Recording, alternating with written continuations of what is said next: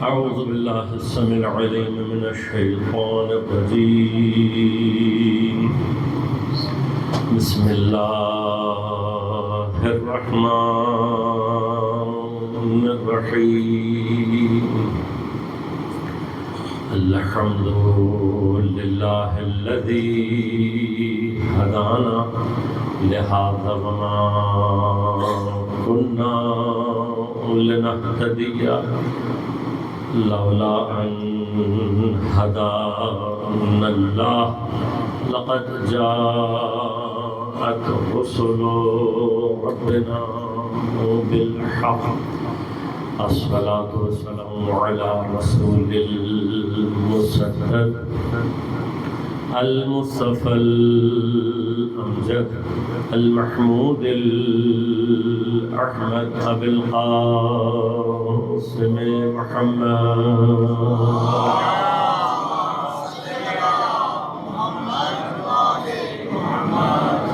والصلاة والسلام على أسد الله الغالب غالب على كل غالب علي بن أبي طالب والصلاة والسلام على سيدة المعصومة المظلومة الطاهرة البدور بضعة الرسول فاطمة الزهراء سيدة نساء العالمين والصلاة والسلام على الحسن المجتبى والحسين المظلوم وأهل بيته الطيبين الطاهرين المعصومين المظلومين المنتجبين المنتخبين لا سيما بقية الله في الأراضين روحي وأرواح العالمين لتراب مقدمه الفداء ولعنة الله على أعدائهم أجمعين أما بعد قال الله تعالى في كتابه الكريم بسم الله الرحمن الرحيم فاسألوا أهل الذكر إن كنتم لا تعلمون سلام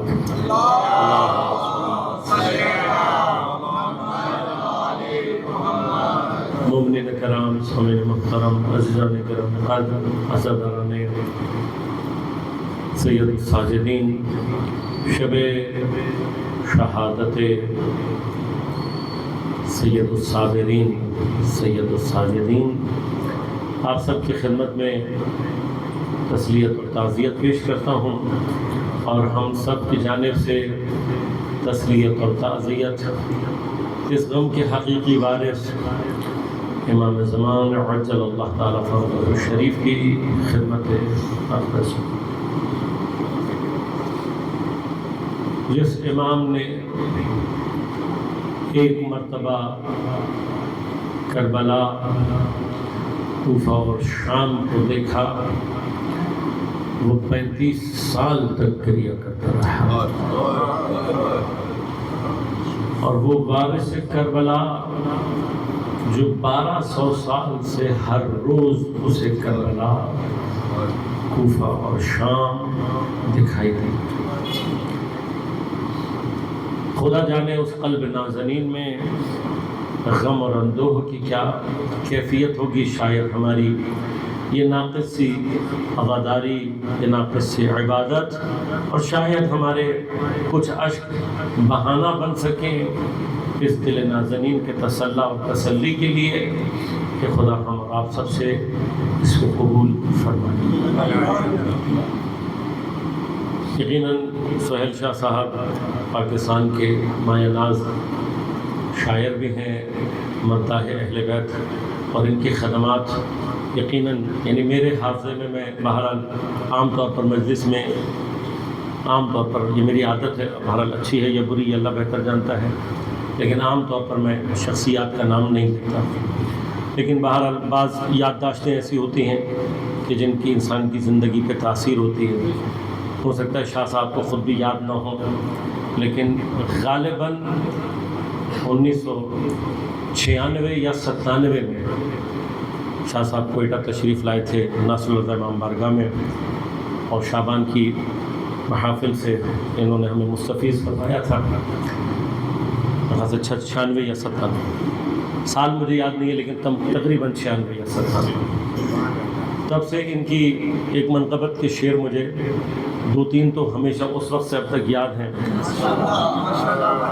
اشعار میں میرے جو ہنر بول رہا ہے، زہرا کی دعاؤں کا اثر.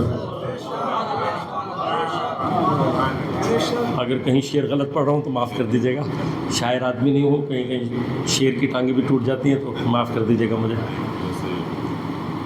یہ کون سی منزل پر یہ کون سی منزل پر ہے تو عشق کی میں سم، تو دار سے بے خوف و خطر بول رہا ہے، اور آواز اذانوں کی جو باقی ہے جہاں میں، شبیر تیرا بخت جگر.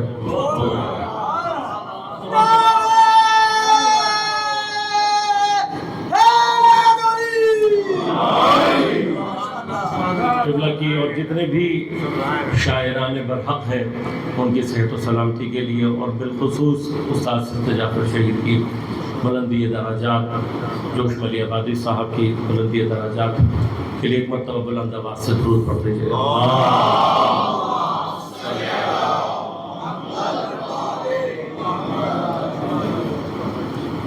حق تو یہ ہے کہ میں ان کی شاعری کے بعد شاعری پر گفتگو کرتا، لیکن موضوع بھی ہو سکتا تھا، لیکن ابھی موقع نہیں ہے. محل انشاءاللہ کبھی رہا وہ قرآن سے سورہ مبارکہ شورا کے سائے میں مطالب ہیں، انشاءاللہ کبھی تبلیغ کروں گا. آج ذکر کے لیے اور توسل کے لیے قرآن کریم کی جس آیا کو میں نے سرنامہ کلام کے طور پر آپ کی خدمت میں تقدیم کیا، اسے قرآن نے 2 مرتبہ ارشاد فرمایا، ایک مرتبہ سورہ مبارکہ نحل اور ایک مرتبہ سورہ انبیاء. اور پروردگار ارشاد فرماتا ہے فَاسْأَلُوا أَهْلَ الذِّكْرِ إِن كُنتُمْ لَا تَعْلَمُونَ.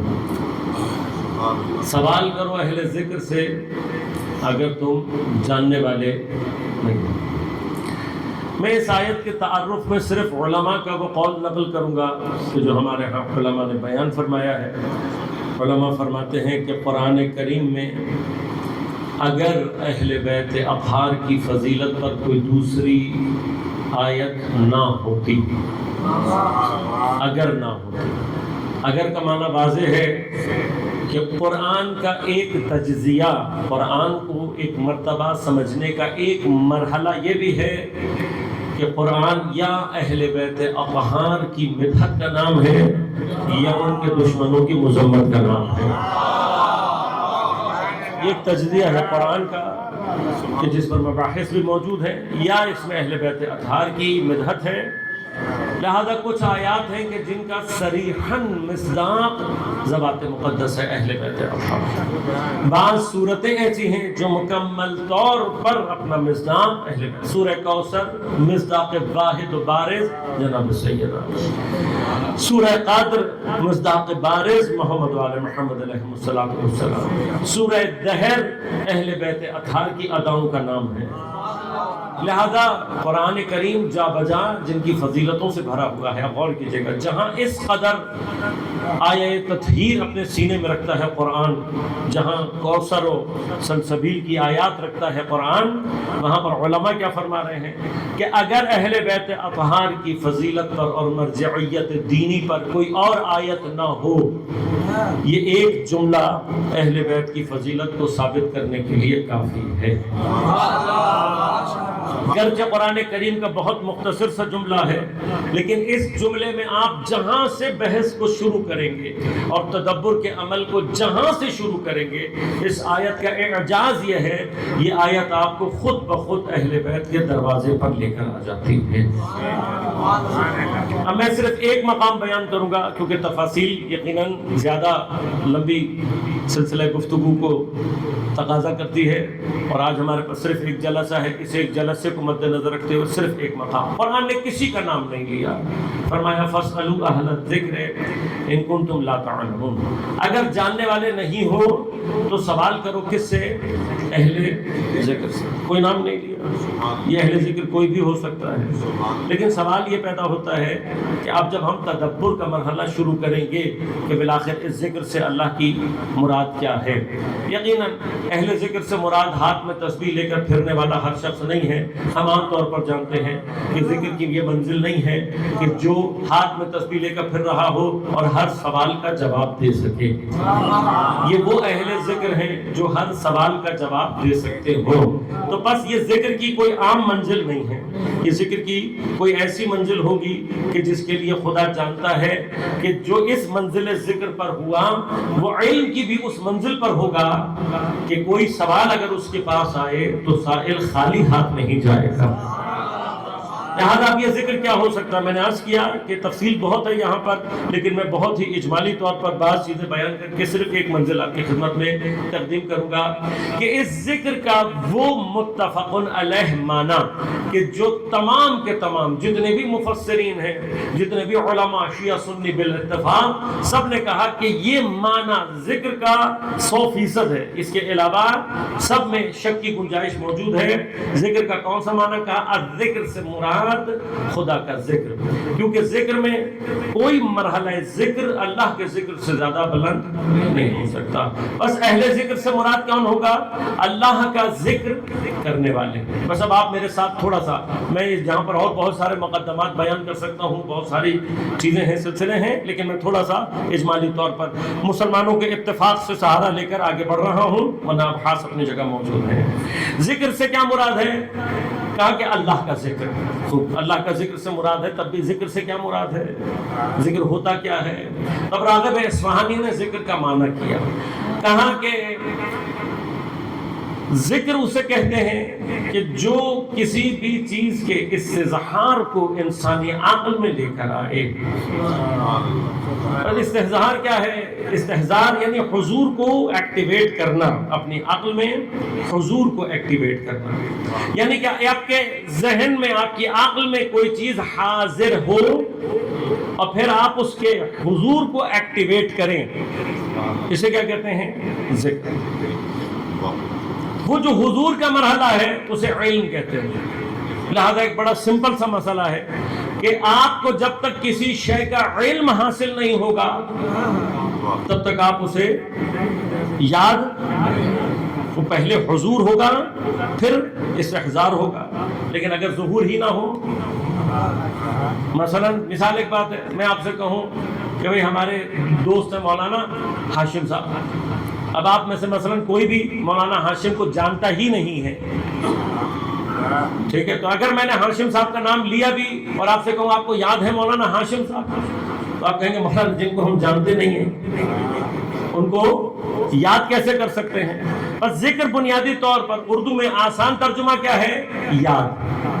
اب کسی کی بھی یاد متوقف ہے کس چیز کے اوپر؟ اس کی پہچان پر، اور پھر ثانیاً آپ جس کو جتنا اچھا پہچانتے ہوں گے خود بخود اس کو اتنا اچھا یاد کر سکتے ہیں۔ سمپل سے ہوتا ہے، زندگی میں کبھی کسی آدمی سے 1 سیکنڈ کے لیے ملے ہوں تو یقیناً اس کو آپ یاد نہیں کر سکتے، لیکن جس کو آپ جتنا زیادہ جانتے ہیں، پھر ایک مرتبہ اور آگے بڑھا دو، جس سے جتنا آپ نے کمال کسب کیا ہوتا ہے، جس کے آپ پر جتنے احسانات زیادہ ہوتے ہیں، جس کی بزرگی کو آپ نے جتنا زیادہ پہچانا ہوتا ہے، وہ آٹومیٹکلی آپ کو اتنا ہی زیادہ یاد ہوتا چلا جاتا ہے۔ اب میں کسی منزل پر نہیں جا رہا، اسی منزل پر فل اسٹاپ لگا کر پورے عالم اسلام سے بات کرنا چاہوں گا۔ اگر ذکر کا مطلب ہے یاد کرنا، اور یہاں پر ذکر سے مراد ہے اللہ کا ذکر، ذکر سے مراد ہے یاد کرنا، اور اہل ذکر میں الذکر سے کیا مراد ہے؟ اللہ کا ذکر کرنے والے۔ تو اب مجھے خود تمام مسلمان اتفاق سے بتائیں کہ جو اللہ کا ذکر کرنا چاہتا ہے، یعنی اللہ کو یاد کرنا چاہتا ہے، ضروری ہے نا کہ پہلے وہ اللہ کو پہچانتا ہو، اللہ کو پہچانتا ہو۔ پہلا تو مرحلہ یہ ہے نا بھائی، جو پہچانتا ہوگا۔ اب تم کس کو یاد کر رہے ہو ہمیں کیا پتا؟ ہاں بھائی، ہو سکتا ہے نام تو تم نے چرا لیا ہو اللہ، اور یہ چرانے کی رسم تو ہمیں آج کل بہت ہی نظر آ رہی ہے۔ تو بھائی اگر مثلا کسی نے نام چرا لیا، ہم سے سن لیا کہ اچھا کوئی خدا اللہ بھی ہوتا ہے، لیکن سوال تو باقی رہ جائے گا نا کہ کس کو اللہ کہہ رہے ہو، پہچانتے بھی ہو یا نہیں۔ بس جب تک اللہ کو پہچان نہیں رہا ہوگا کبھی بھی یاد نہیں کر سکتا۔ اب میں کوئی بحث نہیں کرنا چاہتا، مجھے اپنی ہی حدیثوں میں سے نکال کر دکھا دو اللہ کو پہچاننے والا رسول کی نظر میں کون ہے۔ تو جتنی بھی میں نے احادیث کو تلاش کیا، مجھے کوئی نہیں ملا جس کے لیے پیغمبر یہ کہتے ہوئے نظر آئے یا علی اللہ کو یا میں نے پہچانا یا تم نے پہچانا۔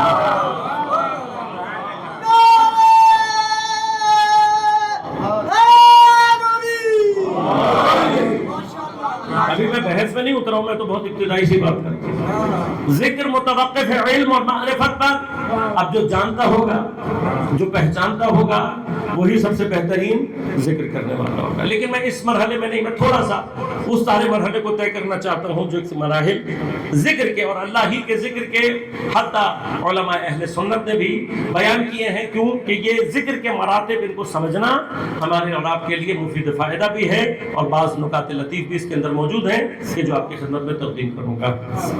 بس ذکر کے لیے علماء فرماتے ہیں کہ بالآخر نہ بھی پہچانتا ہو، مثلا زیادہ معرفت نہ بھی ہو، کچھ مراتب ہیں بالآخر کہ جو انسان اس معرفت کی منزل کے بغیر بھی طے کر سکتا ہے۔ البتہ یہاں ابحاث موجود ہیں کہ علماء اور ہمارے پاس روایات میں بھی موجود ہیں کہ امام محمد باقر علیہ السلام نے ارشاد فرماتے ہیں،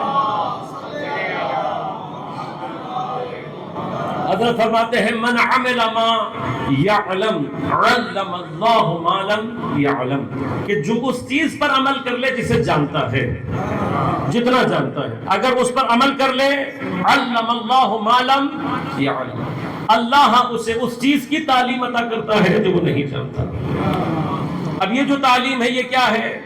اسی کے لیے حضرت امیر علیہ السلام ارشاد فرماتے ہیں ما اخلص عبدا للہ 40 صباحا، کہ اگر کوئی بندہ 40 دن خلوص کے ساتھ خدا کی عبادت کرے، پروردگار اس کے قلب سے اس کی زبان پر حکمت کے چشموں کو جاری کرتا ہے۔ لہذا میں کچھ چیزیں آپ کے ذہن میں چھوڑ کر جا رہا ہوں سوال کے عنوان سے، کبھی فرصت رہے گی تو میں تفصیل سے عرض کروں گا۔ یہ کون سا علم ہے اور یہ کون سی حکمت ہے؟ یہ وہ علم نہیں ہے جو کتابوں سے آتا ہے، یہ وہ علم نہیں ہے جو لائبریری سے آتا ہے، حتیٰ یہ وہ علم نہیں ہے جو علماء کی صحبت سے آ رہا ہے۔ یہ وہ علم ہے کہ جو عمل کے میدان کا علم ہے، جو عمل کے طریقے سے اپنے آپ کو صحیح معنی میں عمل کی دنیا میں پہنچا دے تو خدا اس کو وہ چیزیں تعلیم کرتا ہے۔ لہذا ایک پورا سلسلہ موجود ہے۔ لہذا علماء کیا فرماتے ہیں؟ علماء فرماتے ہیں کہ اسی بنا پر اہل ذکر اللہ کے ذکر کے کچھ مراتب ہیں جن کو بیان کیا گیا ہے۔ اب وہ مراحل کیا ہیں؟ فرمایا کہ سب سے پست ترین اور سب سے ادنا ترین درجہ ذکر وہ ہوتا ہے کہ جہاں پر ذاکر ذکر کرنے والا، مذکور جس کی یاد کی جا رہی ہے، اس کے ذکر میں مشغول ضرور ہوتا ہے، لیکن ہوتا کیا ہے کہ زبان ذکر کر رہی ہے، ہاتھ تسبیح پر گھوم رہا ہے، لیکن ذہن کہیں اور۔ اب یہ مجھ جیسے گناہگاروں کا مرحلہ ہے، میرے جیسے گناہگار، آپ سب مجھ سے بہتر، میں آپ میں سے کسی کے لیے جسارت نہیں کر رہا، میرے جیسے گناہگار یہاں نماز پر کھڑے ہوئے جیسے ہی اللہ اکبر کہا اور یادداشت کی کھڑکی کھلی، ہر چیز یاد آنا شروع ہو گئی۔ میں اپنے بچوں کو مثالیں دے کر جو آج کی دنیا میں ہمیں آسان ہو گیا ہے وہ سمجھاتا ہوں۔ یاد رکھنا، یاد رکھنا، یہ جو نماز ہے بنیادی طور پر، یہ جو خدا کی یاد ہے، یہ بنیادی طور پر کنیکٹیوٹی ہے آپ کی خدا سے۔ یہ نماز، یہ ذکر بنیادی طور پر کیا ہے؟ اپنے آپ کو کنیکٹ کرنا خدا سے۔ اب جب آپ سرور سے اپنے آپ کو کنیکٹ کرتے ہیں تو کیا ہوتا ہے؟ لازمات مین سرور سے اپنے آپ کو کنیکٹ کریں گے تو آپ کی فائلیں اپڈیٹ ہوں گی۔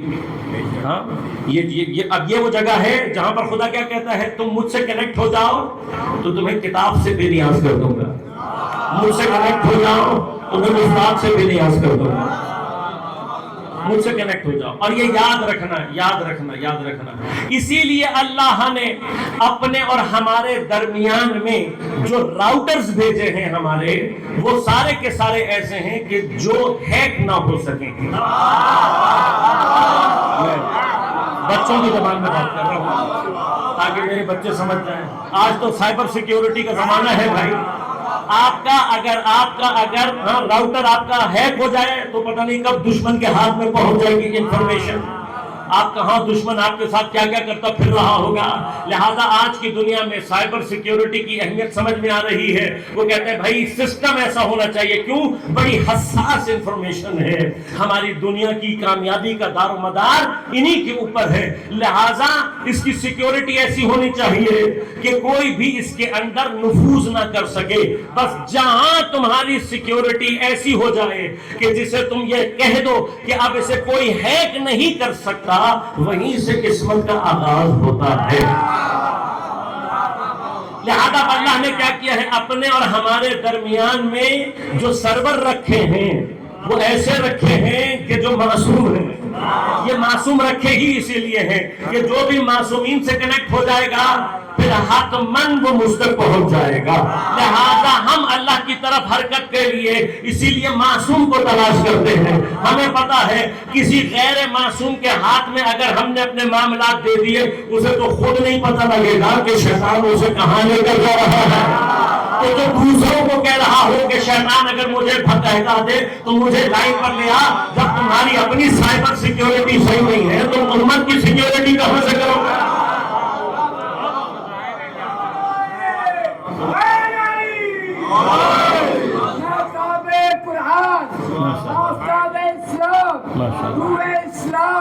شاہ مردان، شیر یزدان، اللہ کی اذان، القرآن و مالی والی المال قرآن، افضل ترین نعرہ حیدری۔ تو اس لیے اب بچوں کو سمجھ میں آ رہا ہے کہ اللہ کے اور ہمارے درمیان میں معصوم کیوں چاہیے۔ اب ایک اشارہ کر رہا ہوں، اگر آپ کا فہم، بچے تو شاید ہمارے ہاں ان کی تو اردو ایسی ہو گئی ہے کہ الا ماشاءاللہ، لیکن پھر بھی بزرگوں کی خدمت میں قبلہ اگر شاہ صاحب توجہ فرمائیں کہ اب ان جتنے بھی یہ اللہ کے سرور ہیں، جتنے بھی یہ سرور ہیں، ان میں سب سے زیادہ تیز اور جس سے جتنے مرضی لوگ آ کر کنیکٹ ہو جائیں اس کی اسپیڈ کبھی کم نہیں ہوگی۔ جو فوراً آپ کنیکٹ ہوئے اور اس نے آپ کو فوراً اللہ تک پہنچایا، اللہ کے اس سرور کو زمین پر سرور کہتے ہیں۔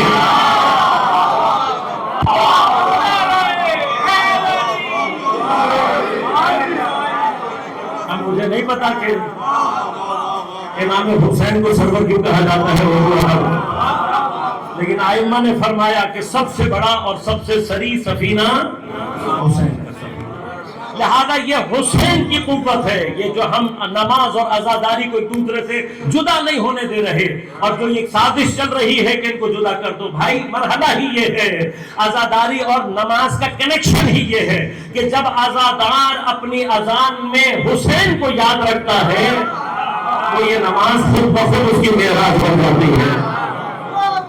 لہذا عزاداری کو نماز سے جدا کرو، عزاداری نہیں رہتی، نماز کو عزاداری سے جدا کر دو، نماز نہیں رہتی۔ اور دشمن کی سازش کیا ہے کہ ان دونوں کو ایک دوسرے سے جدا کرتے ہیں، لیکن جو حسین کے سرور سے جڑا ہوا ہے اسے حسین کی نماز بھی یاد رہتی ہے، اس کی نماز بھی یاد رہتی ہے کہ جو حسین کے سامنے کھڑے ہو کر تیر سینوں پر لینے کا عادی ہوتا ہے۔ دونوں بھی اپنے مقام پر ہیں، دونوں کے اپنا اپنا مقام ہے۔ لہذا اب علماء کیا فرماتے ہیں؟ کہتے ہیں کہ یہ جو مرحلہ ہے، یہ کون سا مرحلہ ہے کہ جہاں مجھ جیسے گناہگار کیا ہوتا ہے؟ جیسے ہی آپ نے نماز میں کنیکٹیوٹی پیدا کرنے کی کوشش کی، شیطان فوراً سائبر اٹیک کرتا ہے۔ اور جب سائبر اٹیک ہوتا ہے آپ کے کمپیوٹر پہ وائرس آ جائے سب سے پہلی علامت کیا ہوتی ہے؟ آٹومیٹیکلی ونڈوز پاپ اپ ہونا شروع ہو جاتے ہیں. کامن علامت ہے. آپ کام کر رہے ہیں اچانک سے ونڈو کھلنا شروع ہو جائے تو سمجھ لیں کہ وائرس آ گیا. نماز میں جیسے ہی یادداشت کی ونڈو کھلنا شروع ہو جائے سمجھ لو کہ شیطان نے اٹیک کر لیا ہے. اب اینٹی وائرس کا نام کیا ہے؟ اینٹی وائرس کا نام ہی تو کربلا ہے. اسی وقت تو چاہیے کربلا. جیسے ہی شیطان تمہیں یہ یادیں دلانا شروع کر دے تمہارا کام ہے کہ تم علی اکبر کو یاد کرنا شروع کر دو, کبھی عباس علیہ السلام کو یاد کرو. یہ اینٹی وائرس اور ہے. لہذا ان کی یاد سے نماز میں خلل نہیں, نماز میں معراج پیدا ہوتی. لہذا اسی لیے تو ہماری نماز ہمارا سجدہ ہر پاک مٹی پر ہو جاتا ہے, ہر پاک مٹی پر ہو جاتا ہے. ہم کربلا کی تربت رکھتے ہی اسی لیے ہیں کہ جب شیطان بہکا رہا ہو تو میں اس خاک پر نگاہ ڈال کر اپنے مولا کو یاد کر سکوں, اور جہاں مجھے حسین یاد آ گیا پھر وہاں کوئی شیطان. لہذا اب میرے جیسے گناہگاروں کے لیے مسئلہ ہے, بالآخر نماز پڑھ رہے ہیں ذہن کہیں اور. لہذا ہمارے بعض بچے آ کر کبھی کبھار سوال کرتے ہیں کہ مولانا ایسی نماز کا کیا فائدہ, ایسی نماز کا کیا فائدہ؟ پڑھ رہے ہیں دماغ کہیں اور ہے, سوچ کہیں اور ہے, فکر کہیں اور ہے, تو کیا فائدہ؟ تو میں نے ایک بچے سے پوچھ لیا, میں نے کہا بھائی پھر کیسی نماز پڑھنا چاہتے ہو؟ مثلا کوئی ایگزامپل بتا دو ہمیں. تو کہنے لگا مثلا جیسے آیت اللہ بہجت نماز پڑھتا ہوں. میں کہا بیٹے یہ بتاؤ کیا آیت اللہ بہجت پہلے دن ہی ایسی نماز پڑھ رہے تھے؟ آیت اللہ بہجت کیا پہلے دن ہی اس طرح کی نماز پڑھتے تھے؟ لہذا میں نے اس کو مثال سے سمجھایا. میں نے کہا بیٹے یہ جو مرحلہ ہے یہ روحانی تربیت کا مرحلہ ہے جو نسبتاً سخت ہے, کیونکہ روح انسان کے سامنے نہیں ہے, محسوسات میں نہیں ہے. بدن کی تربیت کو ایگزامپل بناؤ, اور کوئی شخص اپنے بدن کی تربیت کر کے اسے خوبصورت بنانا چاہتا ہو, ہاں, اور آ جائے پہلے دن جم میں آ کر کہے بھائی بٹ صاحب, یہاں پہ تو لاہور میں زیادہ تر جم بٹ صاحبان کے ہیں, آ کر کہے بھائی بٹ صاحب مجھے جو آپ مثلا مسٹر پاکستان ہیں میں وہی ایکسرسائز کرنا چاہتا ہوں جو آپ کریں گے.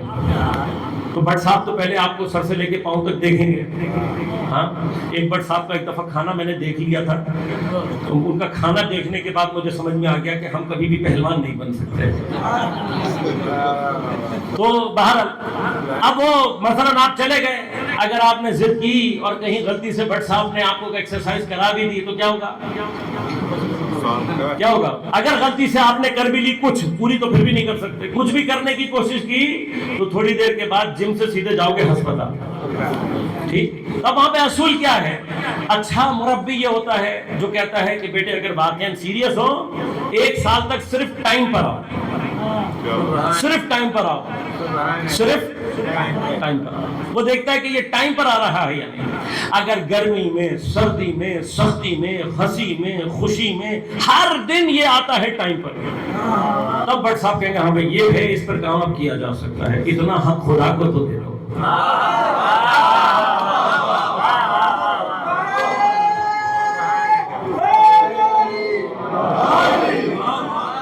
اتنا حق تو دو خدا کو کم از کم. لہذا اور کیجیے گا. میں نے اس کو کہا, میں نے کہا بیٹے جب ہم شروع میں آیت اللہ بہجت جیسی نماز پڑھنے کی کوشش کرتے ہیں تو پھر ہماری نماز کی کیفیت بھی مصلی سے سیدھے ہسپتال پہنچ جاتی ہے. تو ابتداءً یقیناً ضروری نہیں ہے. ابتداءً کیا ضروری ہے اور کیجیے گا. ہم جیسے گناہگاروں کے لیے خود آیت اللہ بہجت رضوان اللہ تعالیٰ عنہ ارشاد فرماتے ہیں, کہتے ہیں کہ اگر واقعاً روحانی ترقی کرنا چاہتے ہو پہلے 1 سال صرف اور صرف اول وقت نماز کا وجود قائم کر لو, کچھ اور نہیں کرنا. مجھے ایسے ہی لگا کہ جیسے کہہ رہے ہوں کہ بیٹے پہلے 1 سال وقت پہ آ کر دکھا. 1 سال, وہ کہتے ہیں خود گارنٹی دیتے ہیں, اس بات گارنٹی دی ہے, خود آیت اللہ بہجت نے گارنٹی دی ہے کہ کوئی شخص 1 سال, اگر 1 سال پورا گرمی سردی جو ہو جائے, اگر اول وقت میں مصلی پر ہے اور اول وقت نماز کا صرف وجود قائم کر رہا ہے, صرف وجود, کا تکویناً یہ نماز اس کو درجات عالیہ میں لے جاتی ہے آٹومیٹک اس کا وجود. تو کسی شاگرد نے پوچھا کہ قبلہ یہ جو آپ نے اول وقت نماز کہی ہے یہ کیا مثلا حضور قلب کے ساتھ اس توجہ کے ساتھ؟ کہا نہیں، صرف اول وقت نماز کا وجود، صرف وجود کہ آپ اول وقت یہاں اذان ہو رہی ہو، وہاں آپ وضو کی حالت میں مصلی پر ہو اور وقت داخل ہوا اور آپ نے نماز پڑھی. ابھی توجہ کی بات نہیں ہو رہی، یقیناً صحیح نماز پڑھنی ہے، بس صرف نماز پڑھنی ہے، نہ تسبیحات، نہ تعقیبات، نہ دعائیں، نہ مستحب نمازیں، کچھ نہیں، صرف اول وقت نماز. آیت اللہ بہجت گارنٹی دے رہے ہیں، کہہ رہے ہیں کہ صرف وجود قائم کر لو، یہ آٹومیٹیکلی تمہیں درجات عالیہ میں پہنچا دیتی ہے. لہذا علماء فرماتے ہیں کہ وہ آدمی جس کی صرف زبان ذکر کر رہی ہو گرچہ وہ متوجہ نہ ہو، یہ اس بندے سے 1000 گنا زیادہ بہتر ہوتا ہے جس کے دل کے ساتھ ساتھ زبان بھی خدا سے غافل ہو چکی ہو. اور یہ بدترین افراد ہوتے ہیں، بدترین افراد ہوتے ہیں. یعنی یہ جو تم زبان کا بھی ذکر کر رہے ہو یہ بھی توفیق چاہتا ہے. اپنے والدین کو دعائیں دو کہ جن کی محنتوں کا اثر کم از کم یہ ہے کہ تم زبان سے اللہ کا ذکر کرنے کے قابل ہو رہے ہو. تمہارا کوئی کمال نہیں ہے، تمہارا کمال اس کے بعد شروع ہونا ہے. ماں باپ یہاں تک لائے ہیں، آگے کا کمال تم نے خود کرنا ہے. اب اگر انسان اس کیفیت ذکر کو بھی کہ جو صرف زبان پر ہے لیکن اگر صحیح طریقے سے اور مسلسل بجا لائے تو علماء کیا فرماتے ہیں درجات عالیہ میں خود بخود پہنچ جائے گا. کہ اگلا درجہ کیا ہے؟ کا درجہ وہ ہے جب انسان اس تاکیدات کے ساتھ عمل کرتا ہے تو پھر آہستہ آہستہ اس کی زبان کے ساتھ ساتھ اس کا دل، اس کا قلب، اس کا ذہن بھی ذکر کی طرف متوجہ ہونا شروع ہو جاتا ہے. کہ اب جب ذہن بھی متوجہ ہے اور بدن بھی متوجہ ہے، دونوں چیزیں ایک ساتھ ذکر کر رہی ہیں، تو پھر اس کے بعد کا مرحلہ کیا آتا ہے؟ کہ اس کے بعد کا مرحلہ آتا ہے کہ اگر انسان اپنی ان توجہات کو اس قدر منظم کر لے کہ حالت بیداری میں ہر وقت اللہ کی طرف متوجہ ہو. اب یاد رکھیے گا، جیسے ہی انسان ہر وقت اللہ کی طرف متوجہ ہوتا ہے اس کا ہر عمل خود بخود ذکر اللہ میں تبدیل ہو جاتا ہے. لہذا اس کا اٹھنا، اس کا بیٹھنا اگر اللہ کی طرف متوجہ ہے، ہر عمل خود بخود کیا ہو جاتا ہے؟ ذکر بن جاتا ہے اور عبادت میں تبدیل ہو جاتا ہے. اب یہ مراتب طے کرتے کرتے کہ جب کوئی انسان اس جگہ پہنچ جائے کہ حالت بیداری اور حالت اختیار میں وہ ہر وقت خدا کی طرف متوجہ ہے تو پھر خدا اس کے اوپر لطف کرتا ہے اور اسے اس مرحلے میں داخل کرتا ہے کہ جہاں پر یہ جب جاگتے ہوئے کسی لمحے اللہ سے غافل نہیں ہوتا تو پھر اللہ کیا کرتا ہے؟ اس کی نیند کو بھی اللہ اپنے ذکر میں تبدیل کر دیتا ہے. بس وہ جاگ رہا ہوتا ہے تب بھی ذکر کر رہا ہوتا ہے، سو جاتا ہے تب بھی.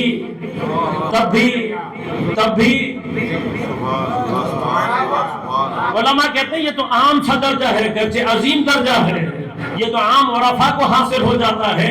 تو تمہیں ابھی تک سمجھ میں نہیں آیا ایک عام عارف بھی یہ کر سکتا ہے کہ دنیا کی نظر میں سو رہا ہوتا ہے، اللہ کی نظر میں عبادت کر رہا ہوتا ہے. یہ تو عام سا درجہ ہے، یہ تو عام سا درجہ ہے جس کی ایک ضربت ثقلین کی عبادت سے افضل ہوگا. خدا جانے اس کا سونا خدا کی نزدیک کتنا افضل ہوگا.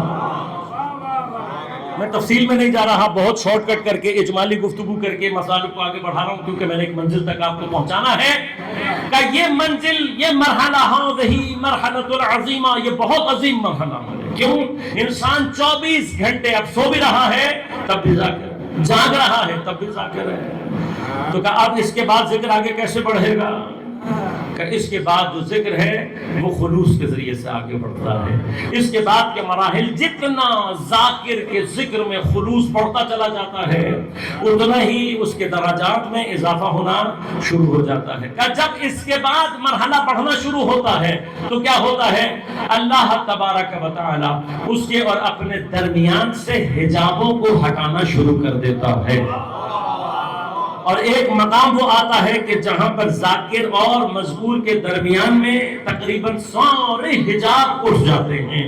جب سارے حجاب اٹھ جاتے ہیں تب ذاکر آواز دے کر کہتا ہے لو کشف الخداع مزددت یقینا. اگر علی کے سامنے سے سارے حجاب ہٹا بھی دیے جائیں تب بھی علی کے یقین میں ذرہ برابر بھی اضافہ.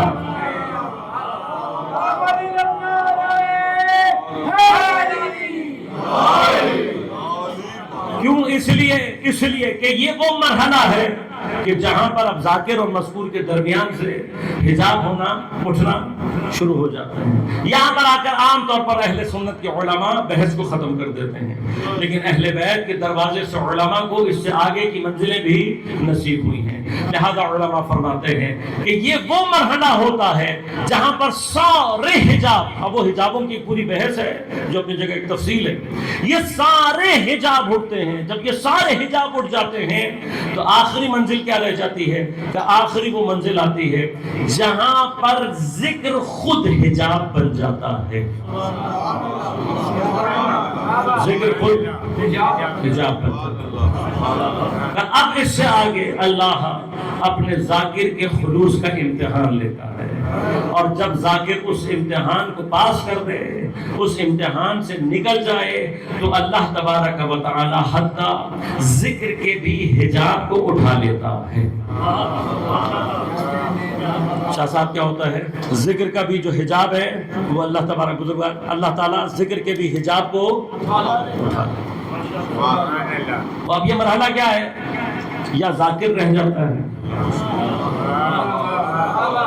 یا مذکور رہ جاتا ہے، لیکن سوال یہ پیدا ہوتا ہے کہ ذکر کہاں جاتا ہے؟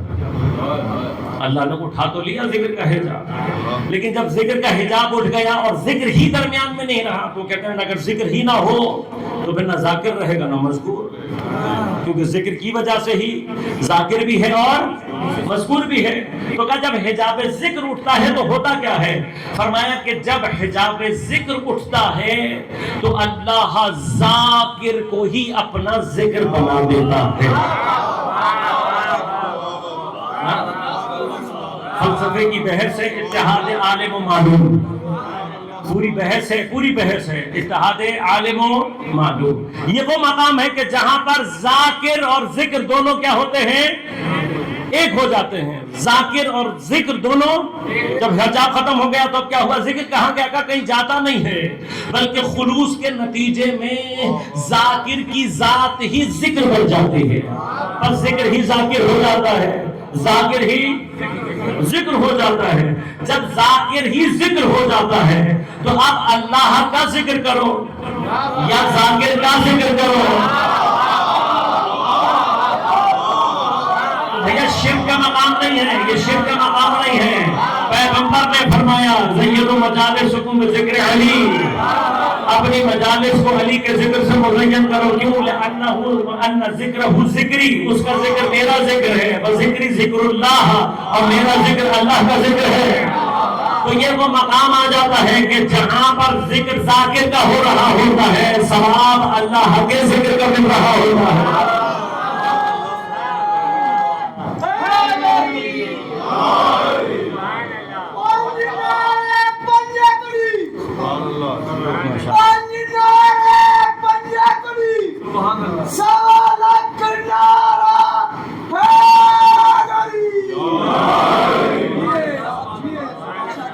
زیادہ غور کیجیے گا، میں نے عرض کیا آپ سے میں ایک منزل تک لے جانا چاہتا ہوں، آپ کو ایک منزل تک لے جانا چاہتا ہوں، اور میں منزل تک لے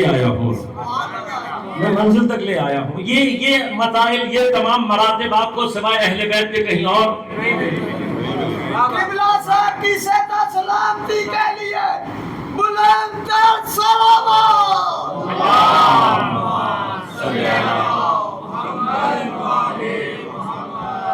میں آپ کو اس منزل پر لے آیا ہوں جہاں میں نے کچھ مقامات بس آپ کی خدمت میں عرض کرتے ہیں۔ منزل کیا ہے؟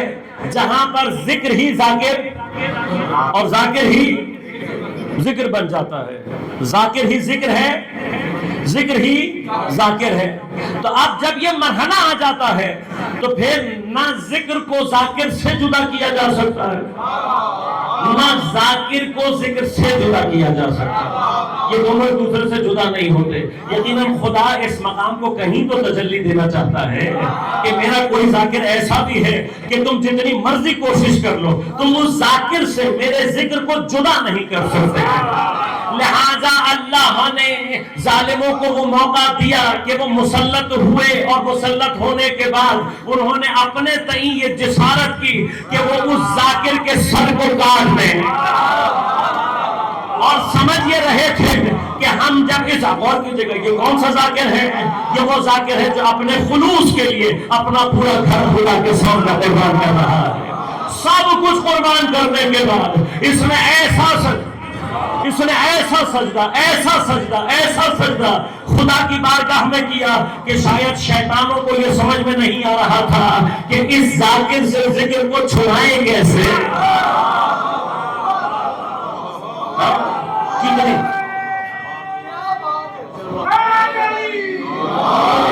کتنی بڑی قربانی ہے آپ سوچیں. یہ مقام ہے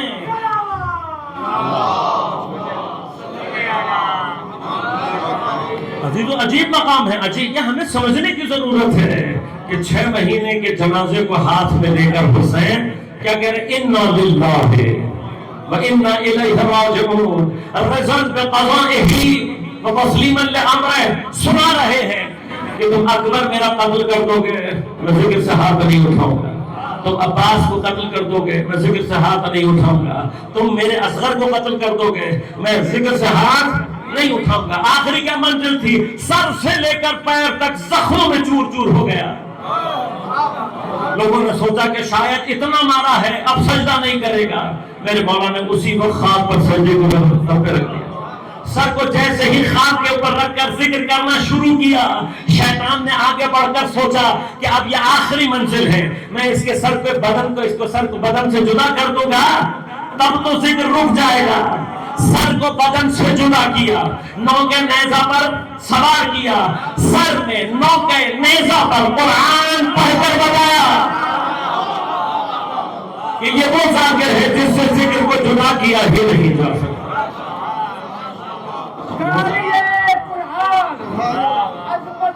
قرآن رموز قرآن کی ذات پر بلند کر صلوات.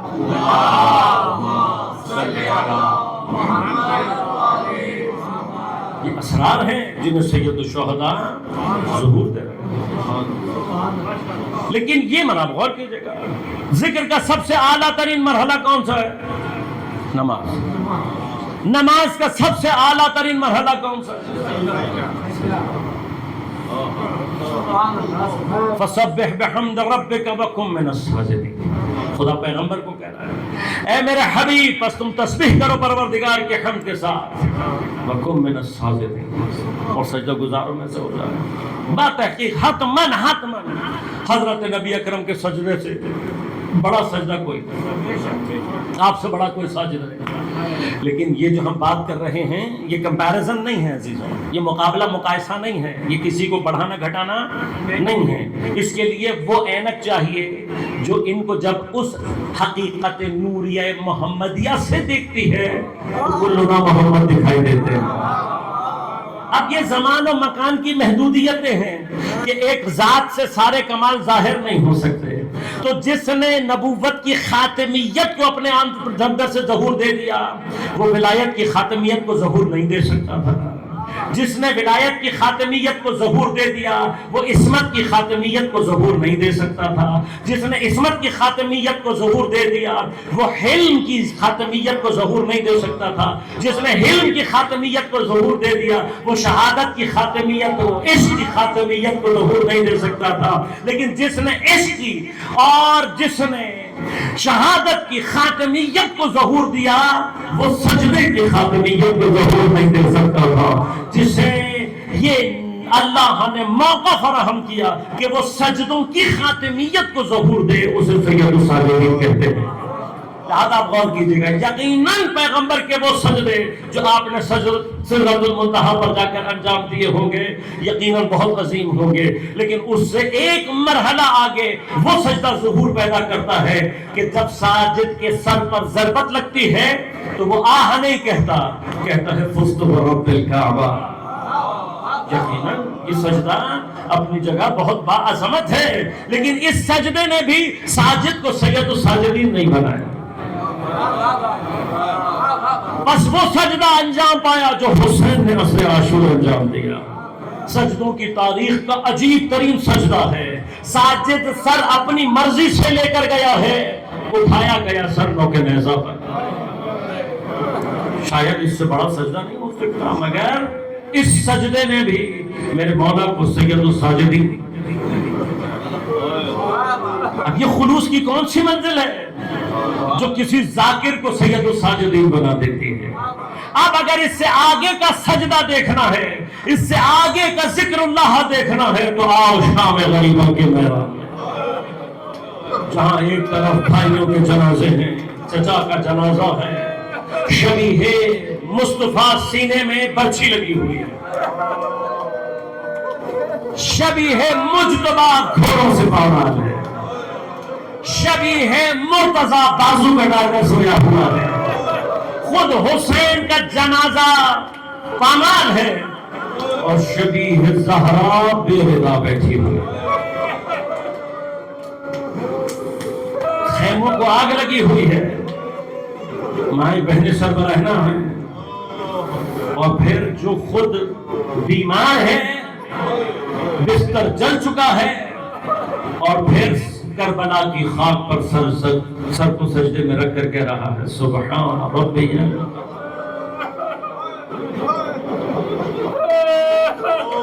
خدا جانے یہ کون سے سجدے ہیں جو سید ساجدین نے شام غریباں سے شروع کیے اور شام کے زندان تک مسلسل رکھا. بازاروں میں سجدے، درباروں میں سجدے، زندانوں میں سجدے. یہ وہ سجدے ہیں جس پر سجدہ کرنے والا سید الساجدین. لیکن ایک مقام کربلا ظہور دے رہی ہے، مقامات کو ظہور دے رہی ہے.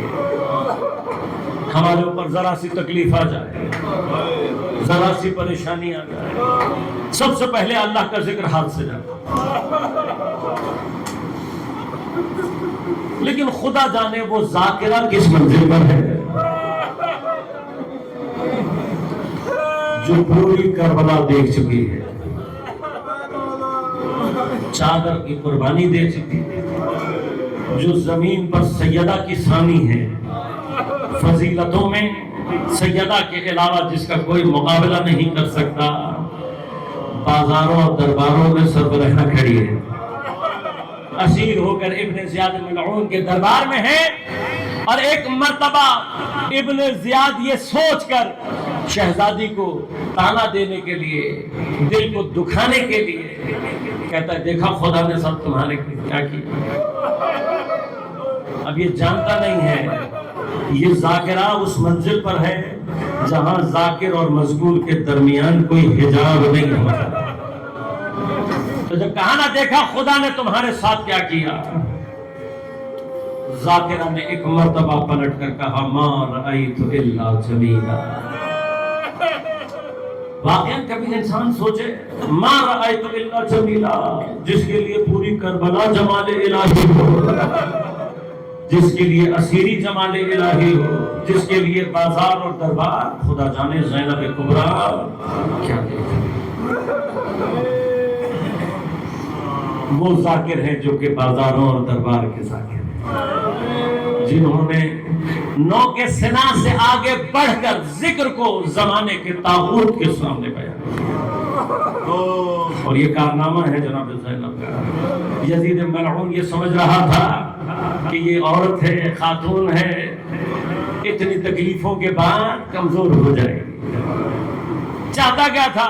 یہ خواہش تھی، بڑی دلی خواہش تھی اس کی، کہ اس کے اجداد نے جو مجبوراً بیعت کی تھی فتح مکہ کے بعد، یہ چاہتا تھا کہ امام حسین سے وہ بیعت لے کر اس بیعت کا جواب دے. لیکن جانتا تھا کہ حسین بیعت نہیں کرے، لہذا دوسری آرزو کیا تھی؟ جانتا تھا کہ حسین بیعت نہیں کرے. دوسری آرزو کیا تھی؟ دوسری آرزو یہ تھی کہ میں اہل بیت کو، ان کے مردوں کو قتل کروں گا، خواتین کو اسیر بنا کر اپنے سامنے لاؤں گا. جب یہ اسیر بن کر میرے سامنے کھڑی ہوں گی، مجبور ہوں گی، تو میں ان کو بیعت تو نہیں لے سکا، دوسرا بدلہ لوں گا جو ان کے جد نے ہمیں یہ کہہ کر انتم طلقاء ذلیل کیا تھا، خوار کیا تھا. اب میں پیغمبر کے گھرانے کو اسیر کر کے یہ کہوں گا انتم طلقاء، تم آزاد ہو. لیکن جانتا نہیں ہے یہ کون ذاکرہ ہے؟ لہذا جب پہنچی ہے دربار میں ایک مرتبہ خطاب کر کے کہتی ہے یا یزید کون ہو تم؟ یبن الطلقاء، اے طلقاء کی اولاد۔ سارے پلین پر پانی پھیر دیا، بھائی نے بیعت نہیں کی، بہن نے طلقاء کہنے کی فرصت نہیں دی، لیکن کسی بزرگ نے بڑی اچھی بات کہی تھی کہ یزید نے 2 ڈیمانڈز رکھی تھی کہ یا بیعت دو یا سر دو۔ کہ علی کی بیٹی نے یزید کو یزید کے دربار میں شکست دی، تحقیر بھی کی، اور پھر اس نے نہیں آزاد کیا، مجبور ہوا، اور جب مجبور ہوا لہذا جو آزاد ہوتے ہیں وہ شرط نہیں رکھتے، لیکن جناب زینب نے تاریخ میں لکھا کہ اس نے ہمیں آزاد، ہم جیتے ہیں، ہمیں فتح حاصل ہوئی ہے۔ فتح کا نشان کیا تھا؟ کہا سارا لوٹا ہوا مال واپس کرو۔ جب سارا مال واپس آ گیا تو کہا ہمارے شہداء کے سر بھی واپس کرو۔ تاریخ گواہ ہے یزید ملعون مجبور ہوا ہے اور شہداء کے سر بھی واپس کیے ہیں۔ تو بزرگوار نے بہت اچھا جملہ کہا تھا، کہا بھائی نے بیعت کا انکار کر کے یزید کو ذلیل کیا، بہن نے سر لے کر واپس یہ بتایا نہ بیعت کریں گے نہ سر لیں گے۔ یہ ذاکر جھکنے والے صرف خدا کے سامنے، لیکن شام نے اس سید الساجدین کے قلب پر وہ تاثیر چھوڑی ہے کہ ساری زندگی شام کو یاد کر کر کے رو رہا۔ پوری کربلا دیکھنے والا سید الساجدین، کسی نے آ کر پوچھا مولا سب سے زیادہ مصائب کہاں گزرے؟ سر کو جھکایا، 3 مرتبہ کہا الشام الشام الشام۔ مولا شام میں ایسا کیا ہوا تھا؟ کہا وہ لوگ ہمیں باغی سمجھ رہے تھے، باغی سمجھ کر جس محلے سے گزرتے تھے یا ہمیں تانے اور تشریح دیتے تھے یا ہمیں پتھر مارتے تھے یا ہمارے اوپر کچرا پھینکتے تھے، کہیں کسی نے گرم پانی پھینکا کھولتا ہوا، کہیں کسی نے آگ پھینکی کھولتی۔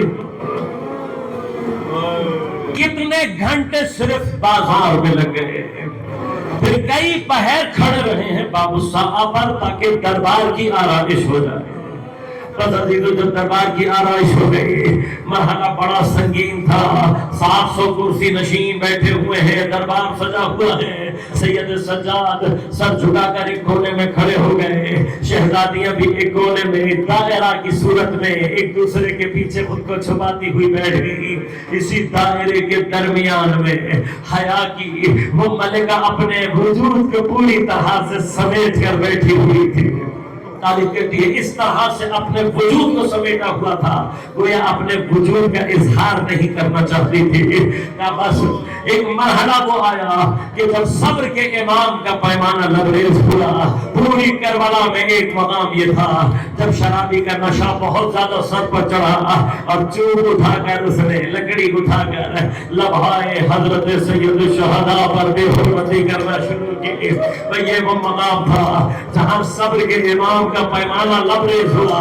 ایک مرتبہ سر اٹھا کر کہا ملعون جن ہونٹوں پر تم بے حرمتی کر رہا ہے یہ بوسہ کا رسالت ہے، ارے پیغمبر بوسہ دیتے رہے ہیں۔ اور جب یہ کہنا تھا شرابی نے ایک مرتبہ پوچھا کہ یہ کون ہے؟ کہا علی ابن الحسین۔ کہا میں نے تو کہا تھا ان کے سارے مردوں کو قتل کر دینا، اسے زندہ کیوں لے کر آئے ہو؟ کہا یہ بہت بیمار تھا، ہم نے سمجھا تھا سفر کی صعوبتوں میں مر جائے گا لیکن یہ زندہ یہاں تک آ گیا۔ کہا اگر زندہ یہاں تک آ گیا ہے تو اب میرے سامنے قتل کر دو۔ بس جیسے ہی جلاد حبشی نے تلوار کھینچ کر اپنے آپ کو امام کی جانب بڑھایا، تاریخ کہتی ہے وہ بی بی جو ابھی تک اپنے آپ کو حلقے میں چھپا رہی تھی، ایک مرتبہ حلقے کو دوڑ کر امام سجاد سے لپٹ گئی، کہتی ہے خبردار جب تک میں زندہ ہوں کوئی میرے بیٹے کو ہاتھ نہیں لگا سکتا۔ شرابی نے کہا یہ کون ہے؟ کہا یہی تو زینب کبریٰ، یہی تو زینب اولیاء، اسی کے خطبوں میں تیری حکومت کو لرزہ بر انداز کیا، کہا میں نے بڑا نام سنا، آج اسے بھی قتل کر دو۔ تو جب قتل کا حکم ملا، جلال نے اپنا رخ جناب زینب کی طرف کیا، ابھی چند قدم چلا تھا، بیویوں کے حلقے سے ایک بیوی اور نکل کر آئی، بال سفید ہے، چہرہ سیاہ ہے، سامنے کھڑی ہو کر کہتی ہے خبردار کسی نے میری شہزادی کو ہاتھ لگایا۔ شرابی نے پوچھا یہ کون ہے؟ کہا ان کی کنیز ہے، نام فضا ہے۔ کہتا ہے کنیز کی یہ مجال، اسے بھی قتل کر دو۔ اب جیسے ہی حبشی جناب فضا کے سامنے آیا، بی بی نے ایک مرتبہ للکار کے کہا وہ جانتا ہے میں کون ہوں؟ ارے میں حبشہ کی وہ ملکہ میمونہ ہوں جو تخت چھوڑ کر سیدہ کی کنیزی کے لیے گئی تھی۔ عزیزو، حبشہ کی ملکہ کا نام آنا تھا، دربار میں موجود 300 حبشیوں نے اپنی تلواروں کو نیام سے نکالا۔ للکار کے ایک مرتبہ شرابی سے کہا ہماری ملکہ کھڑی ہے، کسی نے ہاتھ لگایا، ہم خون کی ندیاں بہا دیں گے۔ بس عزیزو، نشہ کافر ہو گیا، ایک مرتبہ ڈر کے کہتا ہے ہاتھ روک لیا جائے۔ ارے ہاتھ رکا، زینب کبریٰ نے مدینے کا وزیا رو کے کہتی ہے اپنی بیٹی کی خدمت کر دے۔ ارے کنیزوں کے حامی موجود، تمہاری بیٹیوں کے حامی موجود نہیں، لہذا ساری زندگی شام کو یاد کر کے روتا رہا۔ جب پانی سامنے آنا گریا کرتا، جب کھانا سامنے آتا میرا مولا گریا کرتا، کسی جوان کو دیکھ کر ہائے علی اکبر کہتا، کسی خوبرو جوان کو دیکھتا کہتا ہائے چچا کہہ کر یاد کرتا تھا میرا باس کو۔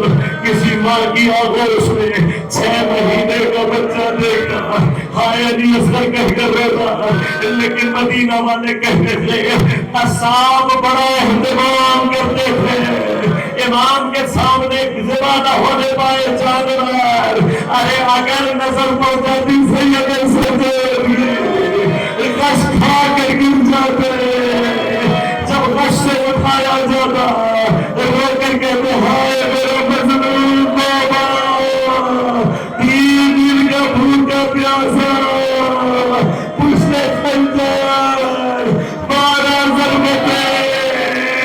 ارے میرا مولا ساری زندگی کربلا کو یاد کرتا رہا۔ جب ملعون ولید نے زہر دلایا، راوی کہتے ہیں کربلا کے عزادار پر پیاس کی شدت میں غلبہ کیا، لیکن عزیزو جو ساری زندگی کربلا کی پیاس کو یاد کر کے روتا رہا، جب بھی پانی کا جام آتا کبھی سکینہ کو یاد کر کے روتا، کبھی علی حسن کو یاد کر کے روتا، کربلا کی پیاس کو یاد کرتے کرتے کربلا کا عزادار پیاسا چلا گیا۔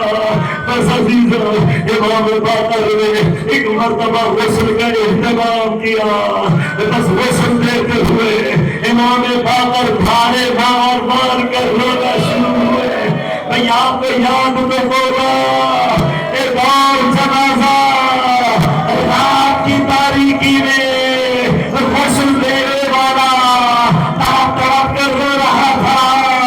ارے کبھی پہلو شکستہ، کبھی زخمی بازو۔ ارے امام باقر کیا ہوا؟ رو کر کہتے ہیں ارے ابھی تک کے ضرورتوں کے نشان، ہاتھوں میں ہتھکڑی، پیروں میں بیڑی، پشت پر دوروں کے نشان۔